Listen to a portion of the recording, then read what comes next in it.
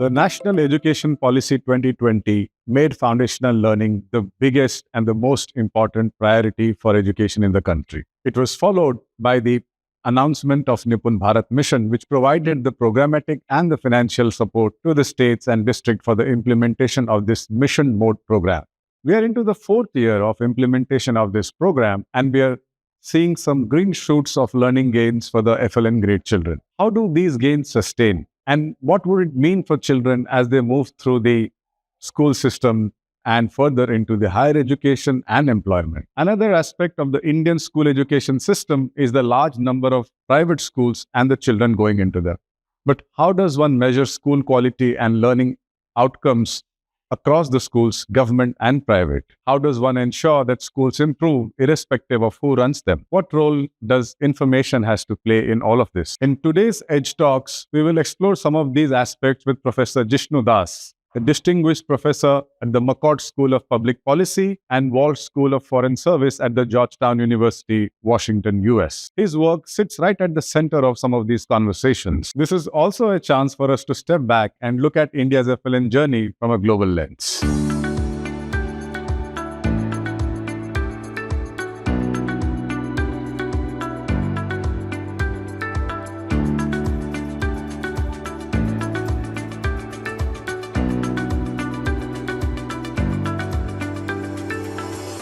Welcome to this edition of Edge Talks, Professor Das. It's a privilege and honor to have you with us today. Thank you.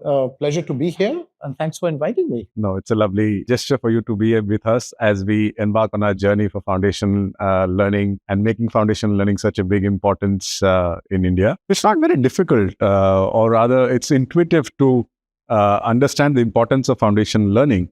But why have we not seen such global focus, funding, and action in foundational learning, let's say over the last 2 to 3 decades, Professor Das? Would just like to understand that. Why is it not been so much unfocused globally? So I think you have to think about different countries and different contexts when we think about that question. So every country, I think, has multiple priorities. And in countries like the UK or the US, one big priority as populations age is how to provide medical care for people who are living much longer with many more conditions. So there's this direct contrast between prioritizing the health of the elderly versus the education of the children. And then in low-income countries, low and middle-income countries, there's been a big emphasis on access. So really, we saw a massive number of children come into school over the last 20 years. And it's taken a while to say, how do you move from an emphasis on access to an emphasis on learning? And curiously, just as countries like India are starting to massively emphasize foundational learning, in countries like the US and countries like the UK, there's some pessimism, right? And in fact, you're seeing learning scores decline over these last 4 to 5 years. So I think it's a complicated time. I think it depends on the country we're talking about, the context we're talking about. But generically, I think we're seeing a massive emphasis in low-income countries now, and some kind of stasis or even this competition between old age and children in the high-income countries. Quite interesting you say that, because India, with particularly the National Education Policy 2020, has one of the most progressive, I would say, policies that focus on foundational learning, so much so that calling everything else in the policy will be pretty much not useful if this is not achieved. What happened was that was followed by a very big program, NIPUN Bharat program, which provided the programmatic and financial support to this goal or this policy objective. And it was implemented at scale by the states and ultimately in the districts and in the schools.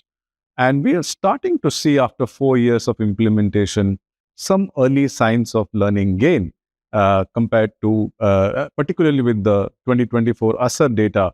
We are seeing that more children are able to read basic text and do basic mathematics.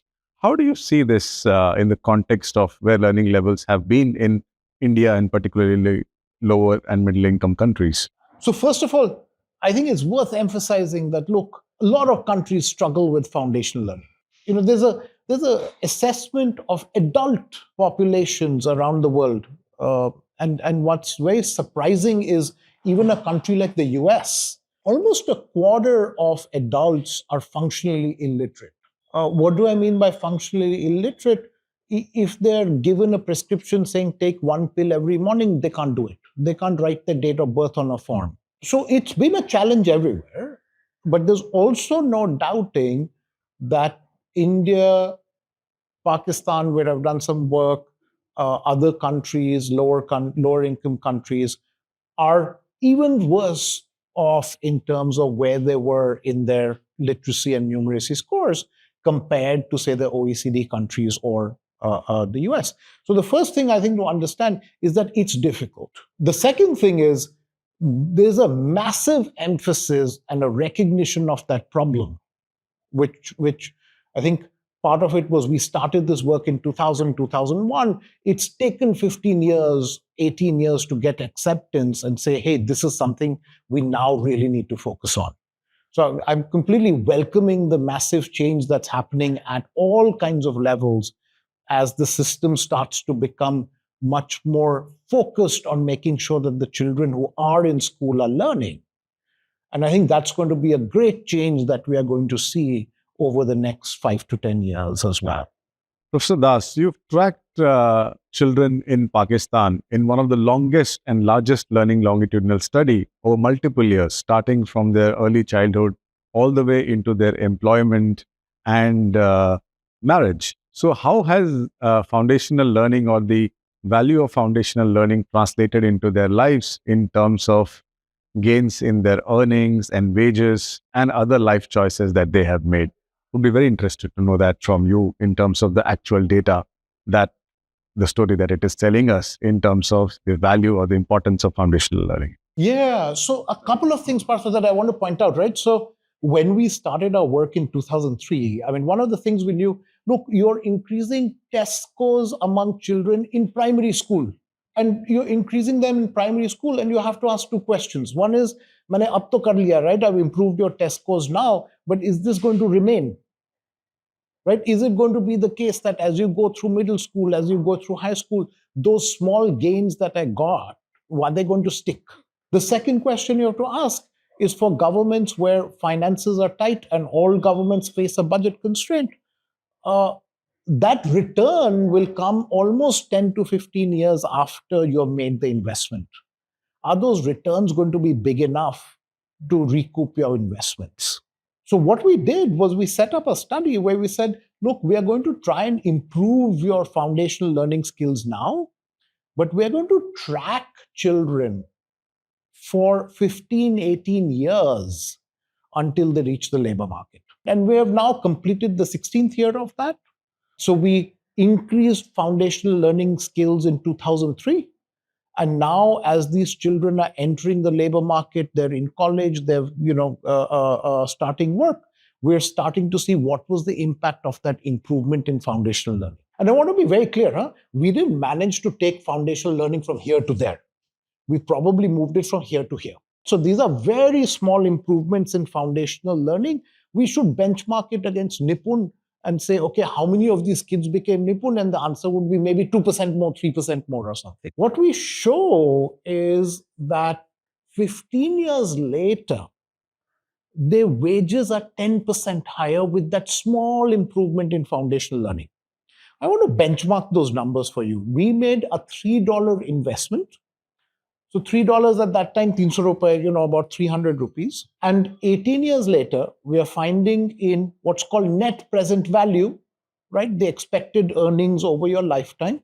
We're seeing a $3,000 return on a $3 investment. Tell me this, if you had in your pension fund invested $3 in 2003 and got a 1000x return, if I told you I can guarantee you that return, would you take it?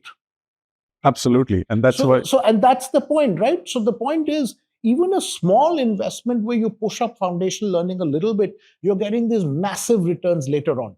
And then you can ask, okay, take a school with 75 children. How much should I spend every 5 years to improve that school in its foundational learning? The answer is about 3 crores every 5 years is what I can justify in terms of their wage increases 15 years later.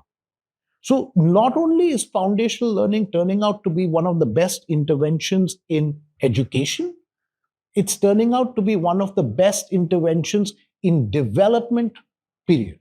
That's why they say it's one of the best investments you can make to an individual's life. Uh, and as you said, countries are now increasingly prioritizing and focusing on it. But how does one get there? What does one do to get better foundational learning?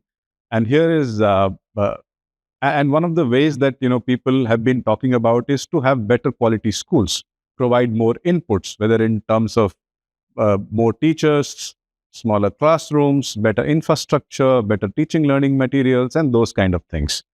But there is increasingly a conversation around the systems approach, which term talks about how the system is oriented and is it oriented or it is coherent for learning. And talk to us about these two approaches and how do they explain what are the new ways of achieving better learning outcomes or better foundational learning for children. Yeah. So let me, think about a little bit of a timeline. And here's the way I would think about that timeline, which is we are in a really good space now because we have failed extensively in the past. And those failures extensively in the past were only failures in improvement. They were not failures in learning because we learned a lot. What did we learn? We learned that when you improve things that parents, children cannot do on their own, if you try and improve things that parents can do, when you do it, parents stop doing it. Right? And the net effect on children is the same. But if you're doing things that parents cannot do in their own, then you see massive improvements, right? Because this is not something the children were getting at home. So then, where has that learning taken us? That learning has taken us to teaching. Now, how do you improve teaching? Well, one of the ways we have thought about it, and this is what I think about as specific inputs, is this pedagogical approach, the structured pedagogy, all these, the teaching at the right level of these issues, which really get into that interaction between the teacher and the student, how to organize the classroom, what to do there. The second piece, which we take some credit for, because Asim Khwaja at Harvard, Tahir Andrabi at Pomona, and me were the first people to really think about how do we bring evidence on a systems approach into the debate. And by systems approach, what I mean is, look, you don't try and fix the pipes, you try and fix the institutions that fix the pipes. And so you say, okay, it's not really about these individual constraints. It is, but I also need to fix the schools. I need to fix the institutions that are actually fixing these, right? That's very abstract. Let me give you an example, right? So what we did was we tested children in grade 3. And then we created report cards and we said, this is how your child is doing. This is how your school is doing. This is how your schools in your area are doing. And we had big public meetings where we distributed those report cards. That's an institutional change, because what I'm saying is what parents don't have is mere paas 8, 10, 12 school. If you go outside, if you just go outside the CSF office and you start counting kitne schools hai, there are about 30, 40 schools within a square kilometer here, right? Every parent is asking, how do I know whether this school is better, this school is better, where should I send my child, what should I do? So what was lacking was information. And that's an institutional change we are making. When we did those public meetings, Mark, there was so much interest among the parents, so much interest among the schools. And I won't lie, there were fights, there were issues, there were things, but everybody said, hey, I now know what's going on in my village. Right? That for me is an institutional change. And we show that there were massive effects from this information intervention for 8 years after, at least until 8 years after we had started it. So that for me is an institutional change. And what's the difference, right? The difference is, मैं लोगों के पे भरोसा करता हूं. I say, look, I don't know what your school needs. I don't know whether your school needs a pedagogical intervention or something else. I know that you, as a head teacher, as a principal, as a teacher, have a much better idea than I do. So then when I went back in interviews with his head teachers, it was really interesting. The one school said कि भाई इस साल यहाँ पर harvest बहुत खराब हुई है, मेरे बच्चे भूखे आ रहे हैं.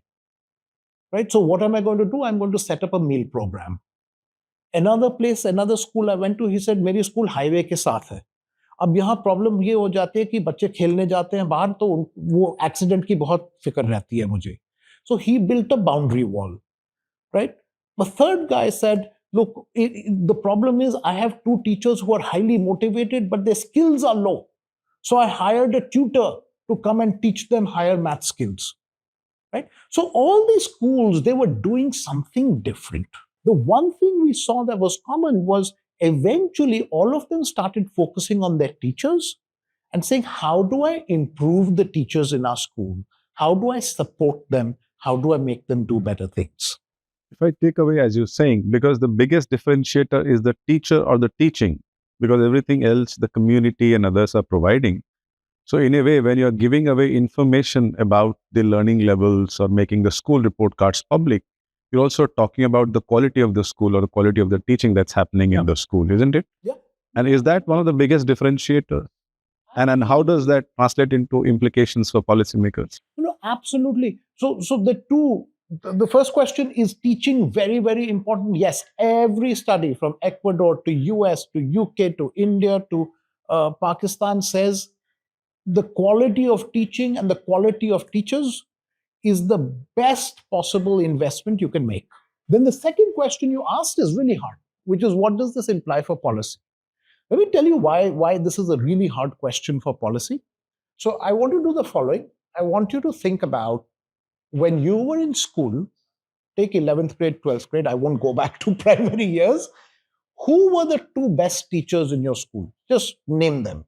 Balaji sir and say Santosh sir. Santosh, right? What were Balaji sir's qualifications? MSc Physics, I would say. Are you sure? I won't know. Do you know which college he graduated from? No idea. Do you know how many years of experience he had? No idea. But he taught well. So there is a difference between teacher and teaching. So here's the fundamental piece, right?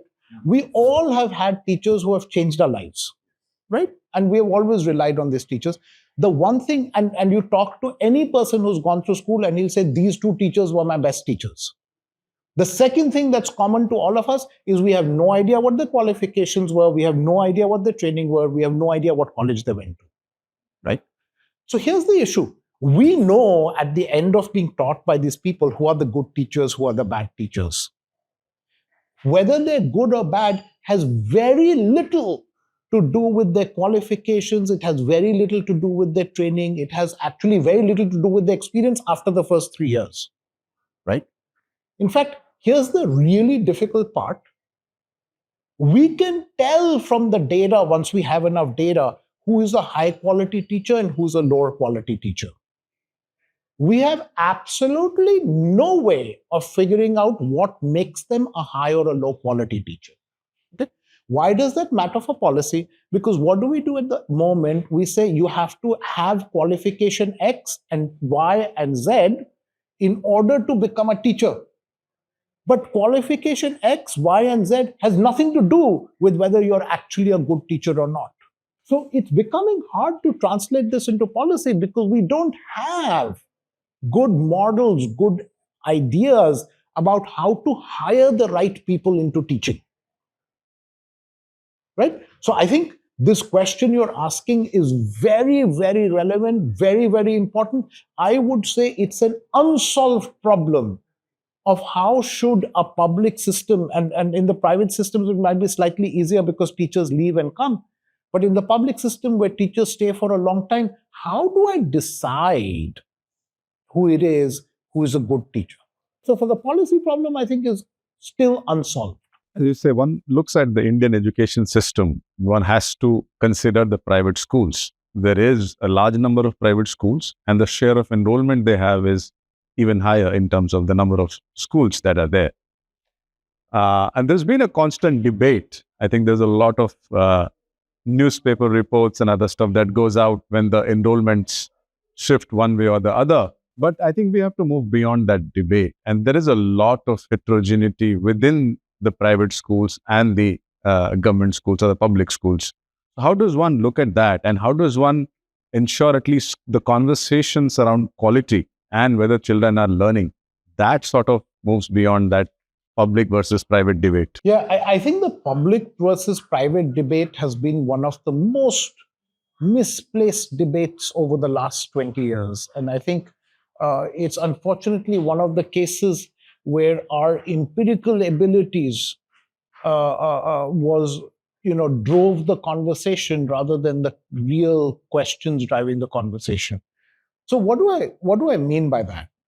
Um, there's been a lot of work trying to say, are private schools better or are public schools better? So what we know is it's not about private versus public, but it's whether each specific school, right? You have to start asking, what is the quality of this private school versus this private school versus this private school and this public school versus this public school and this public school. That had never been done outside the US. So we tried to do that work. And the really hard part of that work part is you don't know whether when you're saying this is the quality of the school, is it really the quality of the school? Or is it that the children who are coming to that school are from a different background? So we adapted this method called value added modeling. And we tried to compute if you put a randomly selected child in the school, how much will their scores improve? And I didn't actually believe that this kind of modeling works, but we came up with a very interesting test. So imagine I've done all this complicated value-added modeling, and I've said school A mein agar aap bachon ko dale, their scores will go up by 100. And then we see in our data that children switch schools. If my value-added modeling is correct, then when a child switches school to this 100 school, I should see their scores go up by 100. If they move to a school that's a 10 school, I should see their scores go up by 10. If they move to a school that's a 200 school, I should see their scores go up by 200. And really surprisingly, we were able to replicate that exactly. I could predict using my value-added modeling कि जब कोई नया बच्चा इस school में आएगा, how much will their scores increase in a year? So that's what really convinced me that we were onto something and that this value-added models were right. Then we came across the second thing. You can take a village. A village in our context has about 8 schools, private and public. And you can ask, इसी गांव में, छोटे से गांव में, 500-600 घरों की गांव, what's the difference between the worst school in the village and the best school in the village? And the difference is between average test scores in the country, in a low-income country, and the average test scores in Sweden. In the same village, the worst school will get you very low test scores. The best school will take you all the way to Swedish levels of test scores, right? Then you can say, oh, what's the private-public difference? And you can immediately see that question is kind of problematic, right? So what we show is that the best private schools and the best public schools are very similar, right, in terms of those value-added models. Where the private sector does better is in the lowest tail. There we find actually the worst public schools are really bad. The private sector doesn't have schools that are very, very bad. But overall, our biggest point is that it's not a public-private difference. It's really that there's massive differences in quality among the schools in the same village. That's quite interesting. If such stark differences can exist within the same location and of a village, that brings us to question, how do schools also improve, irrespective of whether they're managed by a private sector or by the government? What are the things that really, I would say, the policymakers and administrators from the government side, or let's say people from the private sector, have not necessarily focused on? Particularly, let's say you talked about school report cards and public disclosure of such report cards. What other things come to your mind, or we should be really paying attention to improve the heart of the matter, that's the learning? So I really think teachers are at the heart of the learning. And I don't think we have invested enough in learning how to hire the best teachers. So we've all heard about AI and, Chat GPT and whatnot. And one of the things that these models start to do is they basically run on predictions. I mean, they try and predict what's the next word given this word. So you can run these prediction models and you can think about how well you can predict. And we just haven't come up with good indicators of how to hire good teachers. So, what I find fascinating is when schools start to realize how much teachers matter, they start investing in ways to try and identify and hire good teachers in their communities. Right? I don't think we have invested enough to help them in that process. I'll give you one example. So, you said these teachers are coming, they're good, right? We also know that there are many people in our context, female labor force participation is not that high. Have we really picked up the best teachers in the village to come and even apply for a teaching job? Shouldn't we be doing something like setting up a camp in a village for 1 week saying, come and see whether you would enjoy teaching, where we come up with methods for people in the village to see whether this is something that they would be good at? Why haven't we started thinking much harder of who is out there in the population who could be a great teacher? How do we identify them? How do we bring in them into the schooling system? So for me, that's the really, really important part.